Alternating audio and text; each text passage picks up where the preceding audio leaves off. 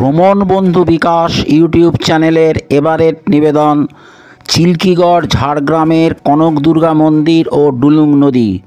ভিডিওর ক্রমিক নম্বর 157।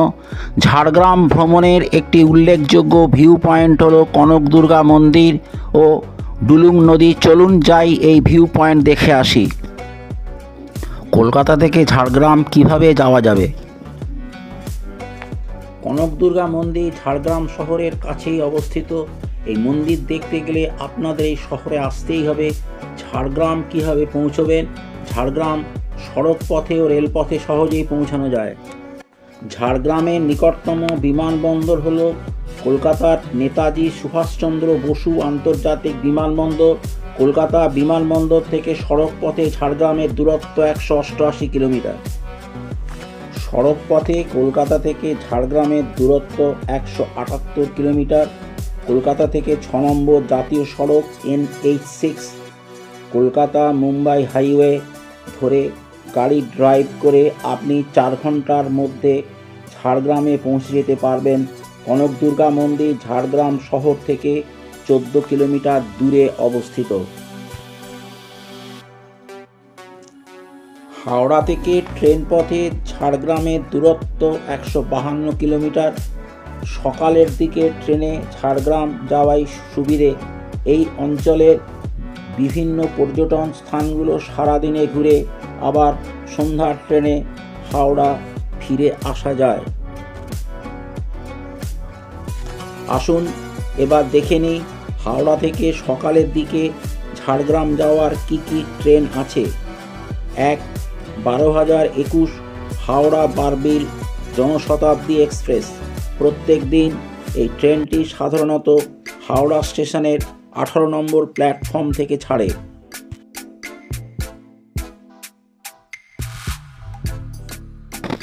এই ট্রেনটি হাওড়া স্টেশন থেকে সকাল 6টা 20 মিনিটে ছাড়ে। এই ট্রেনটি ঝাড়গ্রাম পৌঁছয় সকাল 8টা 26 মিনিটে। 22,871 হাওড়া ক্যান্টাবাঞ্জি ইস্পাত এক্সপ্রেস। এই ট্রেনটি হাওড়া স্টেশন থেকে সপ্তাহে 4 দিন সকালে ছাড়ে, রবিবার, মঙ্গলবার, বৃহস্পতিবার ও শুক্রবার। ট্রেনটি সাধারণত 22 নম্বর প্ল্যাটফর্ম থেকে সকাল 6টা 35 মিনিটে ছাড়ে এবং সকাল 8টা 44 মিনিটে ঝাড়গ্রাম পৌঁছয়। 12,871 হাওড়া টিটলাগড় ইস্পাত এক্সপ্রেস। এই ট্রেনটি হাওড়া থেকে সপ্তাহে 3 দিন ছাড়ে, সোমবার, বুধবার ও শনিবার। এই ট্রেনটি সাধারণত হাওড়া স্টেশনের 22 নম্বর প্ল্যাটফর্ম থেকে ছাড়ে ঠিক সকাল 6টা 35 মিনিটে এবং ঝাড়গ্রাম পৌঁছয় সকাল 8টা 44 মিনিটে। 18,033 হাওড়া ঘাটশিলা মেমু এক্সপ্রেস। ট্রেনটি শনিবার বাদে প্রত্যেক দিনই হাওড়া থেকে ছাড়ে। এই ট্রেনটি ছাড়ার কোনো নির্দিষ্ট প্ল্যাটফর্ম নেই। এই ট্রেনটি সকাল 10টা 5 মিনিটে হাওড়া থেকে ছেড়ে দুপুর 1টার সময় ঝাড়গ্রাম পৌঁছয়। এছাড়াও সাঁতরাগাছি স্টেশন থেকে 08,069 সাঁতরাগাছি ঝাড়গ্রাম মেমু স্পেশাল ছাড়ে। এই ট্রেনটি সকাল 5টা 40 মিনিটে সাঁতরাগাছি স্টেশনের 3 নম্বর প্ল্যাটফর্ম থেকে ছাড়ে এবং সকাল 8টা 30 মিনিটে ঝাড়গ্রাম পৌঁছয়। এই ট্রেনটি সোমবার থেকে শুক্রবার চলে।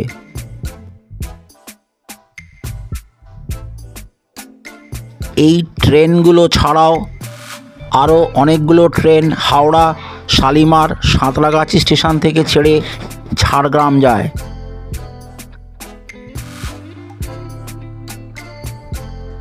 এছাড়া খড়গপুর স্টেশন থেকে অনেকগুলো মেমু স্পেশাল ট্রেন ঝাড়গ্রাম যায়।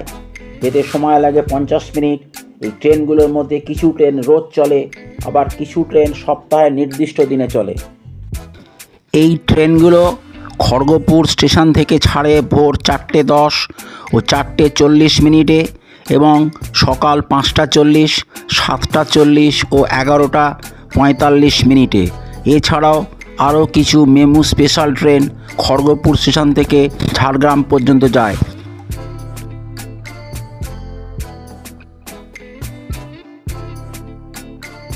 হোটেল ঝাড়গ্রামে থাকার জন্য অনেক হোটেল আছে। পর্যটকেরা তাদের বাজেট অনুযায়ী পছন্দ মতো হোটেল পেয়ে যাবেন। ঝাড়গ্রামে যে কোনো হোটেলে থেকে ঝাড়গ্রাম জেলার পর্যটন স্থানগুলো ঘুরিয়ে নেওয়া যায়। এবার আমরা ঘুরে দেখব ঝাড়গ্রামের কনক দুর্গা মন্দির ও ডুলুং নদী। প্রথমেই এই মন্দিরের প্রবেশ তোরণ দেখতে পাওয়া যায়। রাজা গোপীনাথ কনক দুর্গা মন্দিরটি নির্মাণ করেন, যা অনুমান করা হয় 500 বছরেরও বেশি পুরনো। রাজা স্বপ্নে কনক দুর্গার মূর্তি দেখেন এবং দেবীর মন্দির প্রতিষ্ঠা করেন। নাম অনুসারে কনক মূর্তিটি সম্পূর্ণরূপে সোনার তৈরি এবং উচ্চতায় 2 ফুট। একটি সুন্দর তোরণ পেরিয়ে এই মন্দিরে যাওয়ার পথে পা রাখতে হয়। এই মন্দির পরিদর্শন প্রাকৃতিক সৌন্দর্যের এক রোমাঞ্চকর অভিজ্ঞতা দেয়। এই মন্দিরটি ঝাড়গ্রাম শহর থেকে 14 কিলোমিটার দূরে চিল্কিগড়ে অবস্থিত। ডুলুং নদী এই মন্দিরের প্রায় পাশ দিয়েই প্রবাহিত হয়েছে। এই মন্দিরে যাবার পথের দুধারেই ঘন জঙ্গল দেখা যায়। প্রবেশ তোরণ থেকে অনেকটা পথ হেঁটেই যেতে হয়। এই মন্দির দর্শনে হাঁটা পথের দুধারে জঙ্গল দেখতে দেখতে কখন যে আপনি মন্দির চত্বরে পৌঁছে যাবেন বুঝতেই পারবেন না। এই জঙ্গলে বেশ কিছু বিরল প্রজাতির গাছ দেখতে পাওয়া যায়।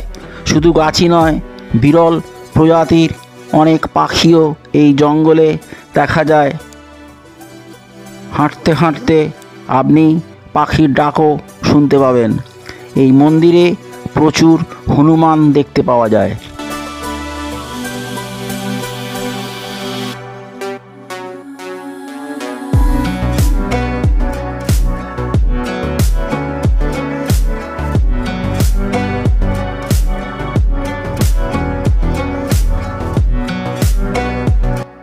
হাঁটতে হাঁটতে আমরা মন্দির চত্বরে পৌঁছে গেলাম। মন্দির চত্বরে প্রবেশ করে চারদিকে একবার তাকালাম। পুরো মন্দির চত্বরটাই আমরা পুরোপুরি দেখতে পেলাম। এই চত্বরটির টালি দিয়ে বাঁধানো। নাট মন্দিরটি বেশ খানিকটা দূরে অবস্থিত। এই মন্দিরটি লাল রঙের। মূল মন্দিরটি নাট মন্দিরের পেছনেই অবস্থিত। মূল মন্দিরটি সাদা রঙের।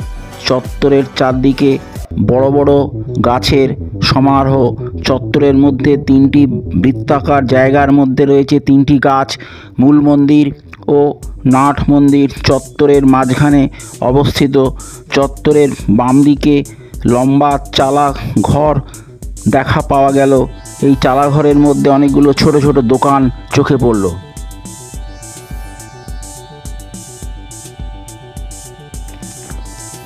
মন্দির চত্বরে প্রবেশ করে নাট মন্দির ও মূল মন্দির দেখার জন্য আমরা আস্তে আস্তে সামনের দিকে এগিয়ে গেলাম।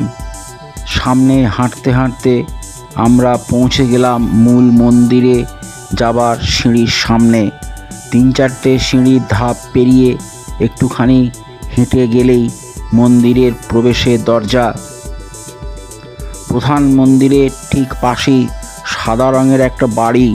এই বাড়িটার ওপরে লেখা আছে অতিথি নিবাস কনক দুর্গা মন্দির ঝাড়গ্রাম।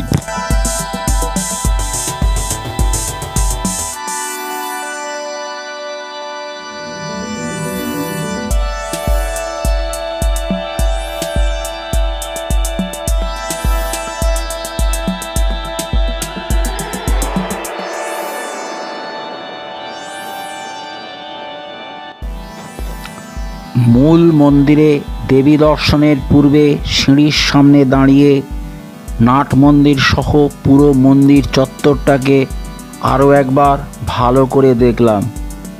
আপনারাও দেখুন।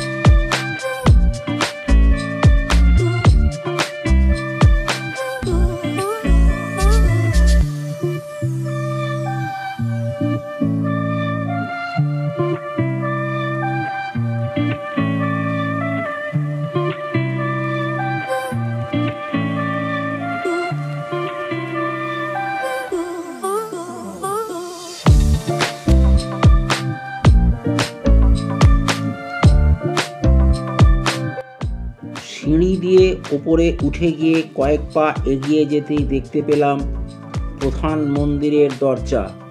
কিন্তু আমরা কনকদুর্গা মন্দিরে গিয়েছিলাম দুপুর 2টোর সময়, তখন মন্দির বন্ধ ছিল, সেজন্য আমরা দেবী দর্শন করতে পারলাম না।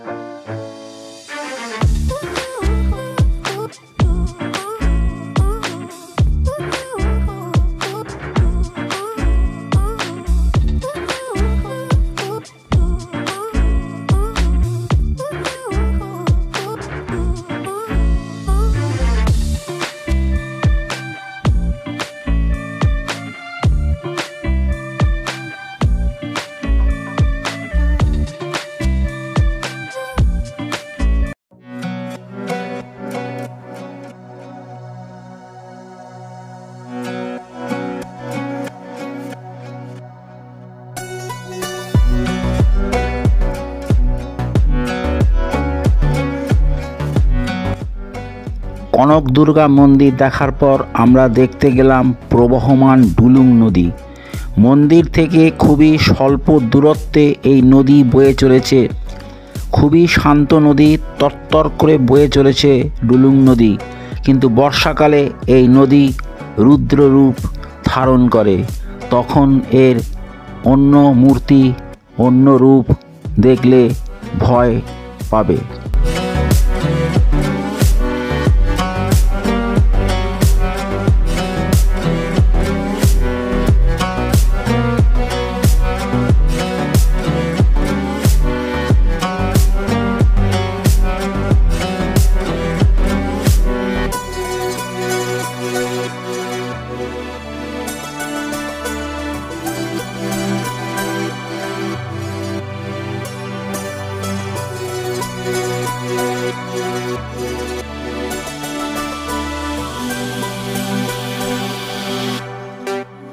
ভিডিওটি এই পর্যন্তই।